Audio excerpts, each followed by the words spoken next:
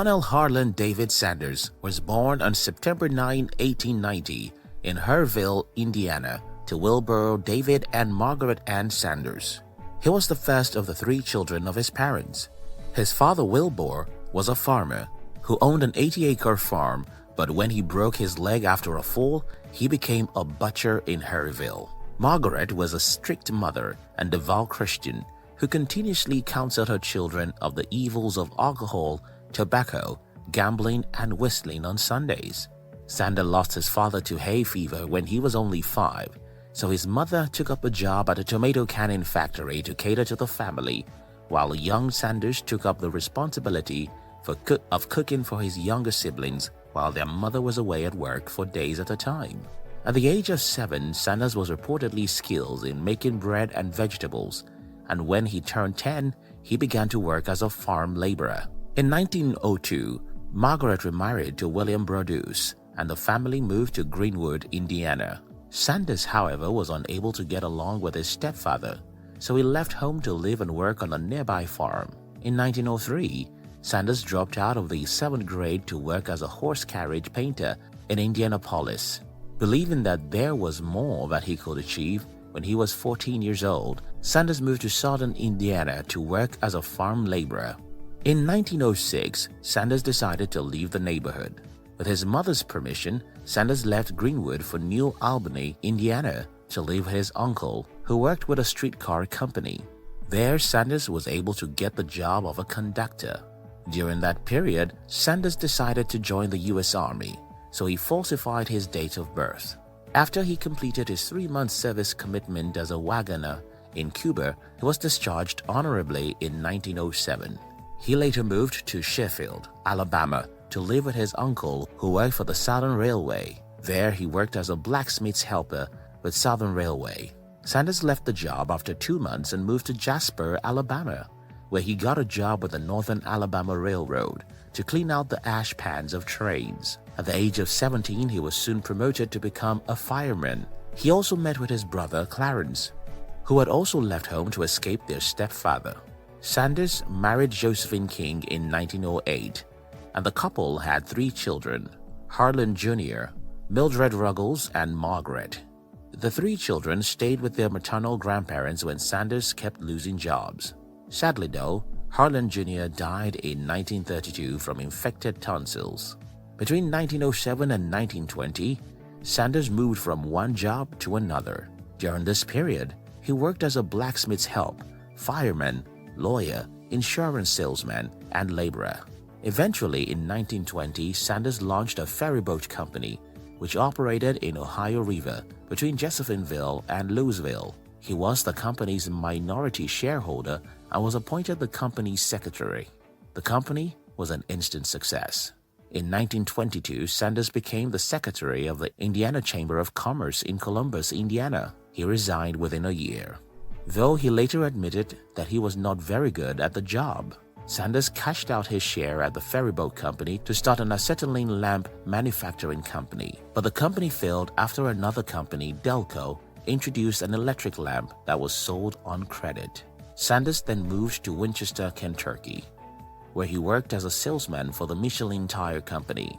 In 1924, he lost the job when Michelin closed down its New Jersey manufacturing plant. That same year, he ran a service station in Nicholasville for Standard Oil of Kentucky. That later closed down due to the Great Depression in 1930. At the age of 40, Sanders suddenly thought up the idea to open a service station for the Shell Oil Company in Corbin, Kentucky. Soon he began to cook and serve steak, ham, and chicken to his customers living nearby. This was the birth of the Kentucky Fried Chicken, KFC. By 1935, the service station had become so famous for his fried chicken business, which he prepared using 11 secret spices, as well as his use of a pressure cooker, which greatly reduced the preparation time from 30 minutes to 9 minutes. In 1939, Sanders purchased a motel in Asheville, North Carolina. However, during World War II, gas was rationed and the number of his customers declined. As a result, Sanders closed down the motel. He got a job as a restaurant supervisor in Seattle until the end of 1942. He later operated government cafeterias at an ordnance work and later became an assistant manager at a cafeteria in Oak Ridge, Tennessee. In 1950, Sanders was recommissioned as a Kentucky colonel by Governor Lawrence Weatherby, and since then, he began to dress the part. He grew a goatee, wore a black frock coat, which later switched to a white suit, and a string tie. He hence referred to himself as Colonel. According to biographer Josh Hozeski, his business associates implemented his title change, jokingly at first and then in earnest. During the last 20 years of his life, Sanders never wore anything else in the public other than his white suit. He would use a heavy wool suit in the wintertime and a light cotton suit in the summertime. He even bleached his mustache and goatee to match his white hair. In 1952, Sanders got his first franchise of the fried chicken business, Pete Harmon. Pete operated South Salt Lake City's largest restaurants. The name Kentucky Fried Chicken was coined by Don Anderson, a sign painter hired by Harmon. In 1955, sales and the number of customers dropped in Sanders Corbin restaurants as a result of the opening of the new Interstate 75. Because of this, Sanders was forced to sell the restaurant and traveled around the country to appoint franchises for his restaurants. Very soon, he realized that appointing franchises was a very good strategy. Soon, the Kentucky Fried Chicken Corporation became a pioneer food chain to expand internationally. During the mid-1960s, Sanders had already opened about 600 outlets in America. He also boasted of outlets in Jamaica, Mexico, England, and Canada. In 1964, Sanders sold KFC to John Y. Brown Jr. for $2 million. Nevertheless, he retained the Canadian operations of the corporation and moved to Mississauga, Ontario. In 1973, Sanders filed a lawsuit against the Hublin Incorporated, who owned KFC then, for using his image to sell products he had nothing to do with. However, both parties soon reached an agreement and the matter was resolved. Sanders divorced Josephine in 1947 and married his secretary, Claudia Ledington, 2 years later. After he sold KFC, Sanders and Claudia lived in their bungalow in Mississauga, Ontario. In June 1980, Sanders was diagnosed with acute leukemia. 6 months later, Sanders died of pneumonia at the age of 90 at Jewish Hospital in Louisville, Kentucky. A funeral service was conducted for him at the Southern Baptist Theological Seminary Chapel. More than 1,000 people attended the funeral. He was buried in his characteristic white suit and black western string tie in Cave Hill Cemetery in Louisville.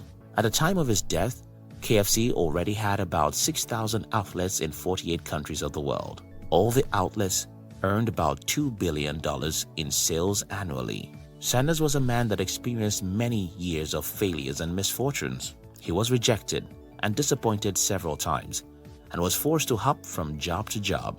Nevertheless, he used his failures to make his world a better place. His hard work, determination, and relentless effort eventually paid off, and he became a very successful and wealthy man. Thank you very much for watching our videos. We'd like to give you another interesting video for you to enjoy next. But before then, our team will be very happy if you can like this video and share it with your friends on social media. If you're new here, don't forget to subscribe so you won't miss other interesting videos like this. Look at your screen now to see 2 other interesting videos we handpicked for you to enjoy next. We love you.